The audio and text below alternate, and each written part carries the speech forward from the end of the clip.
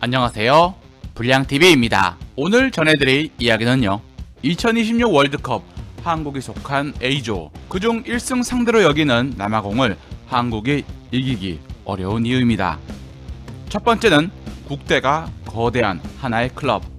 국가대표팀 축구가 클럽 축구에 비해서 전술적 세밀함이 떨어지는 근본적인 이유는 절대적인 훈련 시간의 부족 때문입니다.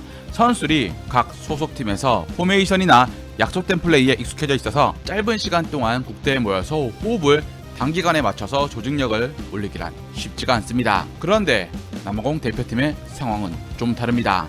대표팀 전술의 척추와 심장 역할을 하는 주요 자원들이 남아공 자국리그의 절대 1강이자 아프리카 대륙의 최상위 클럽인 마멜로디 소속이기 때문입니다. 마멜로디 클럽이 무슨 팀이야 라고 하는 이들이 있지만, 이 팀은 2025년 피파가 주관한 클럽 월드컵에서 울산과 맞대결을 펼쳐 승리한 모습을 보여주었습니다.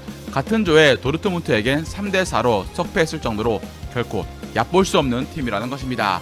마멜로디는 그냥 남아공 리그 우승팀이 아닙니다. 아프리카 챔피언스 리그 무대에서 1994년 데뷔 이래 홈 89경기 중에 진 경기가 단 3경기뿐인 초강팀, 벨기에 출신 감독 휴고 브로스가 남아공 국대를 2021년부터 지휘하면서 남아공 대표팀을 이끌고 있는데, 2023 아프리카 네이션스컵에서 모로코를 꺾는 파란을 일으켰고 24년 만에 남아공을 4강으로 이끄는 놀라운 성과를 냈습니다. 체코 국대 감독이 75세의 고령의 감독인 것처럼 남아공 국대 감독 휴고 브로스 역시 74세의 노장.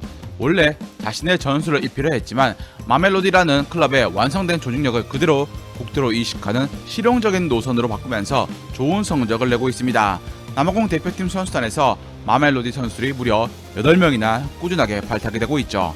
중요한 건 좌우 풀백 주전 모두가 마멜로디 선수인데, 모디바와 무다오가 찰떡 호흡으로 순간적으로 중앙으로 이동해 중원의 수적 우위를 만들어버립니다. 이런 패턴은 마멜로디에서 수백 번 이상 반복 훈련된 결과물이기 때문에 이름값 높은 선수들은 아니지만 놀라운 조직력을 발휘한다는 것입니다. 두 번째는 남아공 감독의 변칙 전술. 남아공의 지휘봉을 잡고 있는 휴고 브로스 감독은 2021년부터 남아공 감독직을 수행 중이지만, 그는 이미 2017년에 카메룬 감독으로 대표팀을 이끌고 아프리카 네이션스컵 우승을 차지하면서 아프리카 축구를 완벽히 파악한 지략가입니다. 2021년에 남아공 대표팀에 부임했을 때 그는 느슨했던 팀 분위기에 프로페셔널을 강조했고 위닝 멘탈리티를 불어넣으며 2023 아프리카 네이션스컵 3위, 2026년 월드컵 본선 진출이란 눈부신 성과를 이뤄냈습니다. 자, 이제 우리나라와 한 조에 남아공과 묶였고 홍명보 호는 휴고 브로스와 전술 싸움을 해야 합니다. 브로스 감독의 진짜 무서운 점은 과거 성공 공식에 갇혀있지 않고 끊임없이 전술적인 한계를 테스트한다는 것에 있습니다. 1년 전 남아공 상황으로 돌아가보죠. 2025년 아프리카 네이션스컵 16강전에서 카메룬에게 1대2로 패한 후 언론들은 일제히 브로스 감독의 전술 실험을 비판했습니다. 단기 토너먼트에서 평소 쓰던 백포 대신에 변형 백스리를 가동하며 더블 수비형 미드필더를 쓰다가 쓰라린 패배를 경험했지만, 오히려 브로스는 다가올 월드컵을 위해서 뭘 바꾸고 뭘 유지해야 할지 세부적인 테스트를 과감히 해야 한다라며 결단을 보여주었습니다. 2026년 3월 친선 경기 2경기에서 1무 1패를 보여줬지만 허투루 쓰지 않았습니다. 상대 파나마를 가상의 멕시코라 생각하고 맞춤 전술을 테스트한 것입니다. 더 나아가 그는 대한민국과의 조별리그 3차전을 겨냥해 강한 아시아팀 섭외를 요청하고 있습니다. 세 번째는 남아공의 비밀병기 골키퍼. 현대축구에서 골키퍼는 골만 막는다고 끝이 아닙니다. 골키퍼가 빌드업에 적극적으로 가담하게 되는데, 남아공 골키퍼 로넨 윌리엄스는 아프리카에서 손에 꼽히는 발밑이 좋은 골키퍼란 것입니다. 2025년 피파 클럽 월드컵에서 윌리엄스는 마멜로디 소속으로 도르트문트를 상대할 때 양팀 통틀어서 가장 많은 수비 진영 전진 패스를 성공시켰는데, 유럽 최상위 클럽의 전방 압박을 상대로 조율도 하고 뛰어난 패스를 제공한 것입니다. 우리나라와 붙게 되었을 때 전방 공격수들이 전방 압박을 시도할 때 윌리엄스는 롱킥보다 풀백, 센터백과 짧고 세밀한 삼각 패스를 통해서 압박을 풀려고 할 것입니다. 이유는 수비진 모두가 같은 소속팀 선수들인 마멜로디 선수들이기 때문이죠. 윌리엄스는 발밑만 좋은 골키퍼가 아닙니다. 동물적인 반사신경도 놀라운데 2024년 2월 아프리카 네이션스컵 카보베르데와 8강전에서 윌리엄스는 5명의 키커들이 찬 슛 중에 무려 4개를 막아내며 신들린 선방쇼를 보여주었습니다. 이것이 의미하는 건 단판 승부격인 월드컵 조별리그에서 윌리엄스는 엄청난 부담감을 이겨낼 강한 멘탈리티를 가졌다는 뜻이기도 합니다. 네 번째는 불안한 한국 수비. 월드컵을 불과 3개월 앞둔 시점에서 한국은 아프리카팀 코트디부아르와의 경기에서 0대4란 충격적인 대패를 당했습니다. 아프리카팀 특유의 압도적인 피지컬과 정광석과 같은 공수 전환 속도에 정신을 못 차린 것입니다. 홍명보 감독도 정신을 못 차린 경기였습니다. 김민재, 조유민, 김태현으로 구성된 백스리를 가동하며 후방 빌드업 강화와 수비 안정을 도모했지만 코트디부아르 공격수들의 기량과 속도전에서 처참하게 한국 수비가 무너지고 말았습니다. 허술한 한국 수비 틈새는 남아공의 공격 패턴에 먹잇감이 될 수 있는데 특히 측면 자원이 강한 남아공이 한국의 수비 라인을 흔들 수 있습니다. 그리고 더 조심해야 할 부분이 있습니다. 남아공의 모코에나는 수비형 미드필더임에도 불구하고 뛰어난 킥력으로 중거리 골을 만들어냅니다.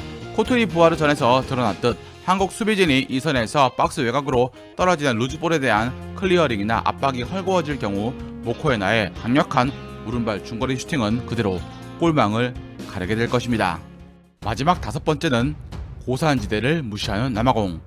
전술과 선수의 기량을 넘어서 우리나라와 3차전을 붙게 될 경기장을 주목해야 합니다. 한국과 남아공이 6월 24일에 맞붙는 멕시코 에스타디오 몬테레이는 해발 500m에 불과합니다. 조추첨 직후에 한국은 가장 큰 난제 중 하나로 1, 2차전 모두 고지대 경기에서 치르고 난 뒤 다시 저지대 적응을 어떻게 할 것이냐였습니다. 조별리그 1, 2차전을 치르며 이미 엄청난 체력을 소모한 채로 3차전 장소로 오게 되는데 맞상대 남아공은 이런 고산지대 환경을 이미 자국리그에서 충분히 적응되어 있다는 것입니다.